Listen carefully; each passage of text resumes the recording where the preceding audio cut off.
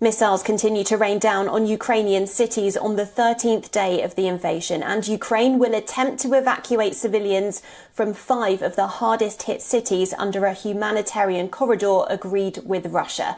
A similar ceasefire agreement set on Monday failed, with Ukraine accusing Russia of shelling the passages civilians were supposed to use to flee. In the latest, Russia has announced a ceasefire from 7 GMT so that civilians from a number of Ukrainian cities, including Kyiv, could be evacuated.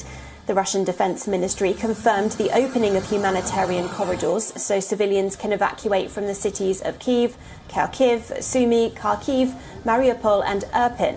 Ukraine too has confirmed the evacuation of civilians from Sumy heading south to the city of Poltava. President Zelensky had accused Moscow of hampering those evacuation efforts by mining roads and destroying buses after Russia had proposed the creation of similar corridors on Monday. But many civilians have refused, as 4 of Moscow's 6 proposed corridors lead straight to either Russia or its ally, Belarus.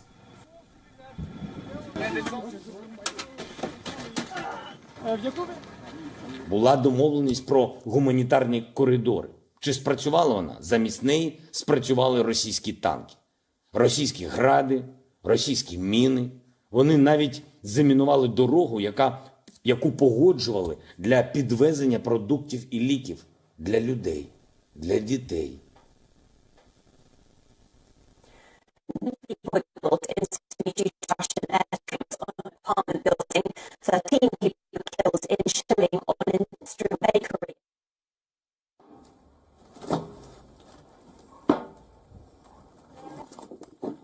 These deaths come after multiple attempts.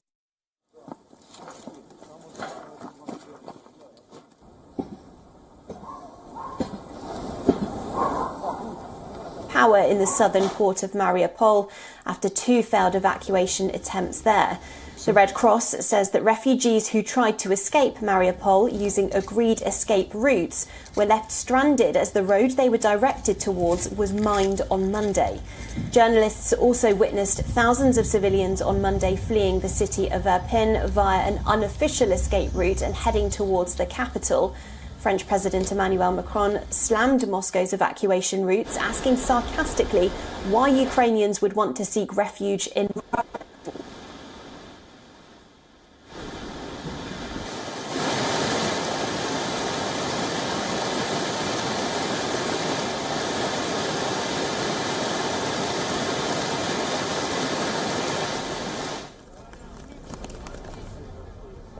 La Russie plaide pour faire des couloirs humanitaires vers la Russie.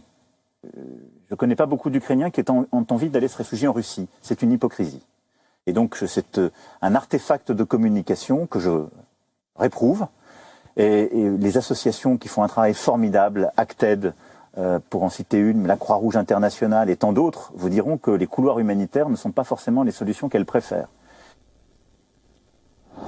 Meanwhile, the Kremlin's chief negotiator blamed Ukraine's forces on the ground for ignoring orders which he said led to Russian shelling of humanitarian corridors. He made those comments following the 3rd round of talks with Ukraine, which yielded no breakthrough. Our correspondent Ollie Barrett has sent us this report from Riga in Latvia.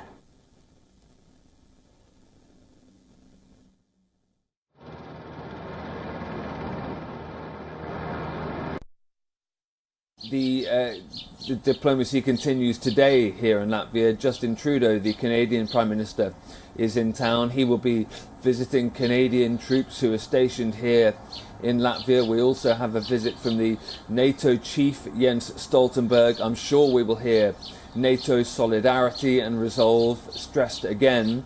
I'm sure we will also hear questions for Jens Stoltenberg about whether NATO could be involved in enforcing a no-fly zone over Ukraine, and I'm sure again we will hear Jens Stoltenberg say that that is not currently part of the plan, that would risk a wider conflict with Russia that NATO allies simply don't want to be involved in. For Antony Blinken, he leaves here and he goes to Estonia, continuing that journey around the Baltic states, which he describes here in Latvia yesterday as a wall of democracy against what he sees as Russian aggression on the other side, he will also, before heading home to the United States, visit with Emmanuel Macron, we expect, in Paris, trying to get a sense of whether Emmanuel Macron's attempts at diplomacy with Vladimir Putin and the Kremlin have shown any signs of success at all.